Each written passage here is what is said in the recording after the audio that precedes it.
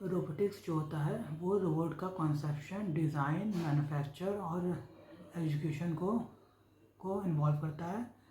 मतलब रोबोट के थ्रू जो भी हम काम एग्जीक्यूट करते हैं या उसकी डिज़ाइन करते हैं या मैन्युफैक्चरिंग करते हैं वो सब हमारे रोबोटिक्स के फील्ड में आता है। रोबोट क्या करता है, किसी भी काम को वेरी हाई एफिशिएंसी के साथ और वेरी फास्ट एग्जीक्यूट करता है।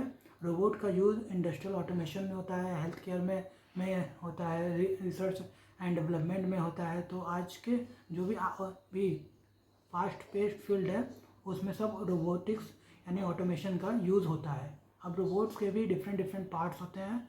इसमें सबसे पहला पार्ट होता है मैनिपुलेटर। जो ह्यूमन बॉडी में आर्म्स होते हैं वो रोबोट में मैनिपुलेटर होता है। वो एकदम आर्म्स लाइक स्ट्रक्चर होता है जिसमें डिफरेंट लिंक्स और जॉइंट्स होते हैं।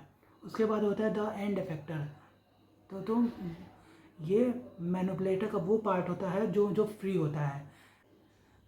फिंगर और पाम होते हैं, वैसे एंड इफेक्टर होता है। और मैनिपुलेटर का जो अनदर पार्ट होता है वो बेस के द्वारा लिंक्ड होता है। तो जो वर्क हमारा पाम और फिंगर करते हैं वो वर्क रोबोट में एंड इफेक्टर करता है। उसके बाद हमारा थर्ड जो कंपोनेंट होता है वो होता है लोकोमोटिव पावर या लोकोमोटिव डिवाइस।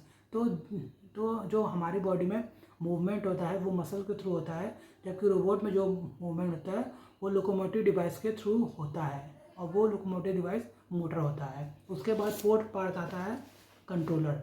तो जो हमारे बॉडी में ब्रेन का काम होता है वो रोबोट में कंट्रोलर करता है। कंट्रोलर एक डिजिटल कंप्यूटर होता है जो पूरे रोबोट के फंक्शन को एग्जीक्यूट और कंट्रोल करता है। और लास्ट वन आता है कि हमारा सेंसर्स।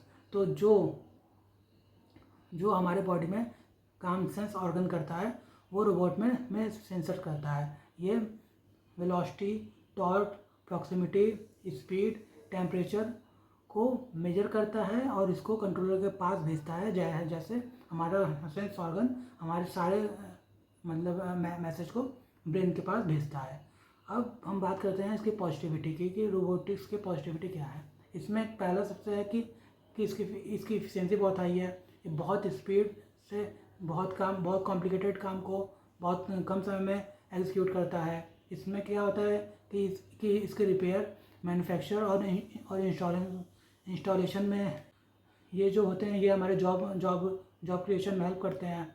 और फ्लेक्सिबिलिटी की अगर हम बात करें तो ये कोई भी काम किसी भी एनवायरमेंटल कंडीशन में बड़ी इफिशिएंसी के साथ एग्जीक्यूट कर सकता है। और एलिमिनेशन ऑफ डेंजरस जॉब, ये जो डेंजरस जॉब होते हैं वो ये खुद परफॉर्म कर सकता है।